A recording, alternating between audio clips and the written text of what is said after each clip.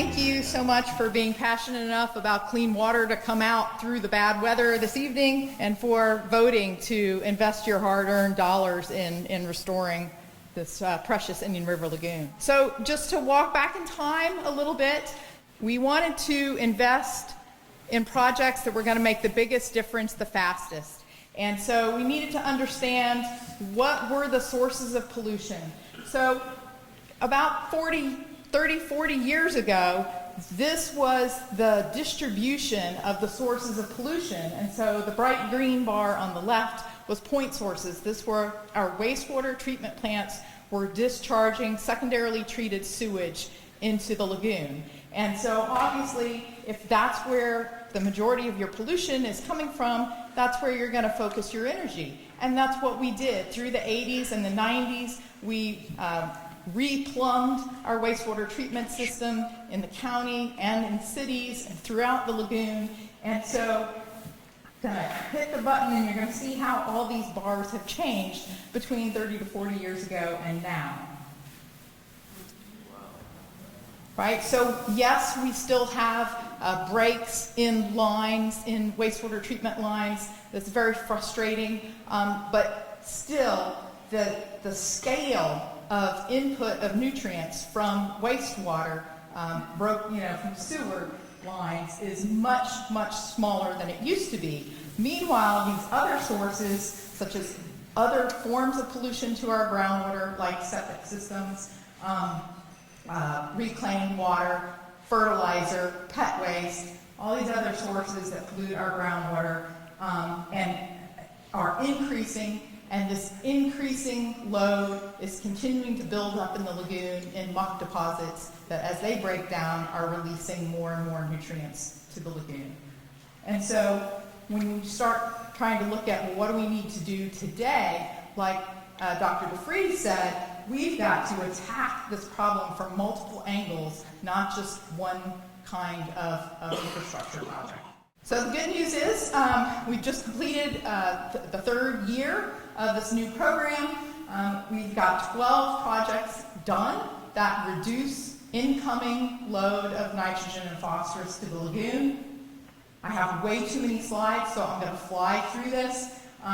We have 3 projects that remove this accumulation of muck from the lagoon. They're done.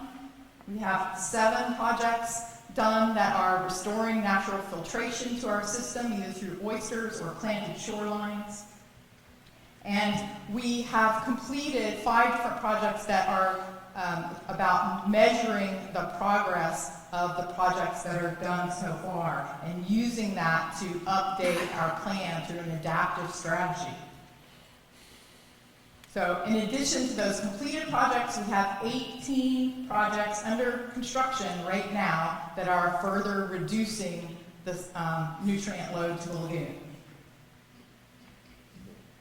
We have 8 projects that are measuring the success, that are continuing to measure the success of projects that have already been implemented, and 3 outreach campaigns to help people understand their role in either helping or hurting the problem. We also have 33 projects in contract. So these are projects that are in the design phase or permitting or bid document preparation. So these projects are in the pipeline coming soon. So this is just a list of the ones that reduce pollution coming into the lagoon. We also have the left-hand column are projects that are going to remove pollution from the lagoon, and the right-hand column are projects that are going to restore filter feeders. If you want more information, we've created a story map where we've placed all of these projects. So you can go onto our website, and this layer on the pictured on the right are the locations of all the projects. The size of the square tells you how much nutrients are going to be removed by that project. The color of the square tells you whether that's a project that reduces incoming load, removes load that's already there, restores filtration, or is a performance monitoring project. And so we have these different layers. You can drill down if you're interested in a particular type of project. You can see just an individual layer. And then layer number 12 is our growing list of completed projects. We also do quarterly tracking. We have these immense tables where we're tracking the progress of each individual project, and those reports are presented in public meetings to the Citizens Oversight Committee on a quarterly basis. So of the 22 projects that are completed, we have spent $12.7 million of Save Our Lagoon funds, in addition to matching funds from the community and from other grant sources. But the big number I want to focus on here is that of the 62 projects that are either in construction or in design, permitting, or bidding, the value of those projects that's funded by the half-cent sales tax is $196.8 million. So there's a tremendous amount of work in the pipeline that you should be seeing soon. Part of the respond piece is to measure the performance of projects as we build them to see whether we're on the right track. And this data has been very encouraging because so far we are definitely on the right track. So the green bar is the nitrogen concentration in the groundwater in natural areas in Brevard. We placed 50 groundwater wells around the county to get these data. The red bar is the nitrogen concentration in groundwater at homes with septic systems. The blue bar is at homes that are on sewer service. So that could be leaky sewer pipes, but it's probably more like fertilizer and pet waste and soap from your car washing and all these other sources that are common in our daily lives. Here's the part that we expected, but we didn't have data to demonstrate it. Now we have data to demonstrate it. So we spend all these millions of dollars converting people from septic to sewer.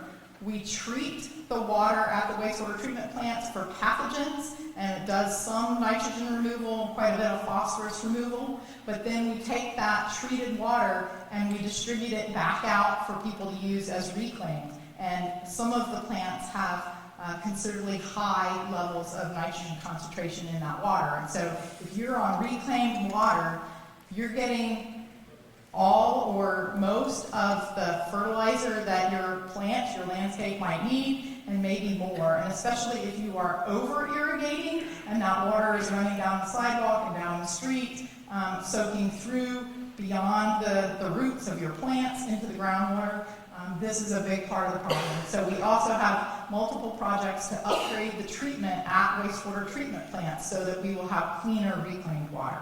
This last year, we went through a process to update the stormwater modeling used in the plan. We updated the land use layer because development continues, and so there's more and more impervious area creating more and more stormwater. So we updated the input layers to refine that model so that we could identify where are the best places to put stormwater projects to stop pollution from reaching the lagoon. And of course, here in your backyard is the Grand Canal muck dredging project. So I just wanted to talk a little bit more about muck dredging. And we have anecdotal stories, really heartening anecdotal stories about fish and dolphin and clearer water near the Cocoa Beach projects and near the O'Galley dredging project. And so we really hope that we can expect these things from the Grand Canal project as well. We've worked with researchers at Florida Institute of Technology to help refine exactly where the muck is in the lagoon and which muck is breaking down and releasing the most nutrients, the highest concentration of nutrients, and that's all gone into annual plan updates.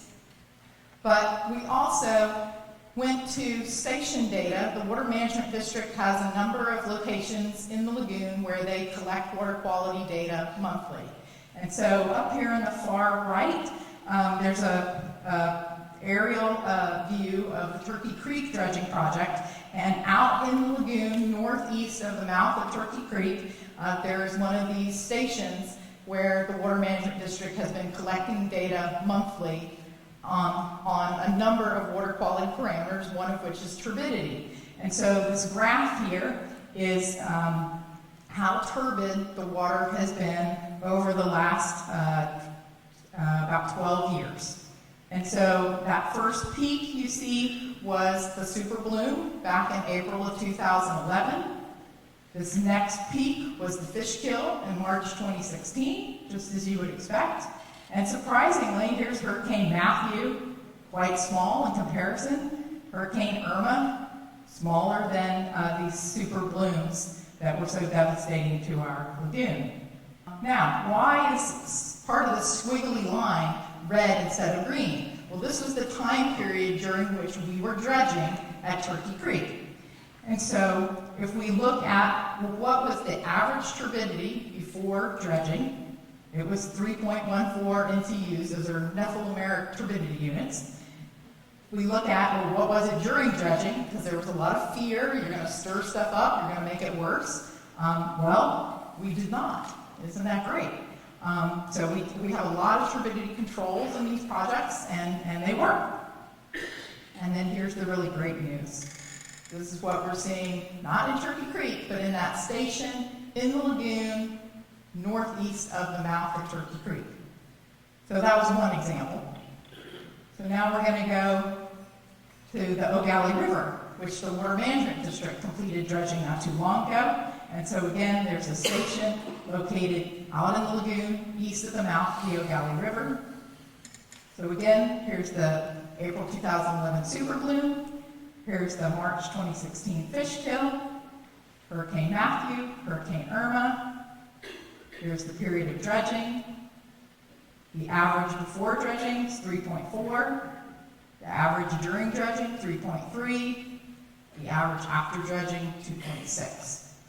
So we are already seeing what we believe are signs of the success of these projects, and we look forward to many more projects to come. Quickly, I want to talk about the actions of the Citizen Oversight Committee. They're meeting last Friday. They've been meeting monthly. They review all sorts of ideas and information and data on how to improve the plan each year. And so at last month's meeting, they made a recommendation that we'll be carrying to the county commissioners. That recommendation included funding 43 new projects, adding a new project type to the plan, vegetative harvesting of stormwater ponds, updating the stormwater prioritization and costs based on the real costs from bids of the projects that have gone out to construction so far, updating the muck flux that I talked about using the data from Florida Tech, and incorporating language on some super clam research that some different groups have proposed to get underway in this next year. So in summary, with those recommended changes, that would bring the total number of projects in the plan recommended for funding to 242 plus 1,625 septic upgrades. So where we can't connect those septic people to sewer because it's just infeasible to get them connected, we can upgrade them from a conventional system to an advanced system. And then there are 876 people who live next to a sewer line but haven't connected yet. And so we want to get them connected.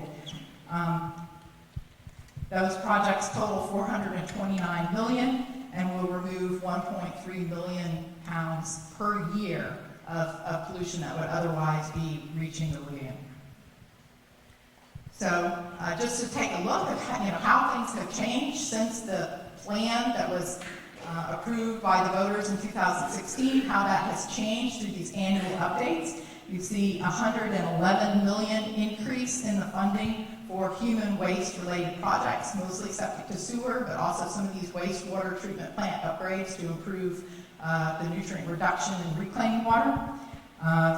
$38 million increase for stormwater projects. And then over there on the muck side, these arrows have changed and shifted, but there's a $90 million decrease in muck because of two things. One, we were able to refine where were the best locations to go get the worst muck, and the other was that there was this community desire to shift funding from cleaning up the old mess to preventing the new mess, so shifting funds from muck removal to human waste, and that has happened. So to close, I just want to leave you with the kinds of things that people can do, that individuals can do to help the process. So we have these outreach campaigns for fertilizer and grass clippings and septic and sewer maintenance. But of course, there's also picking up your pet waste, making sure you're not over-irrigating, all sorts of other programs that we'll be hoping to expand our outreach in the future.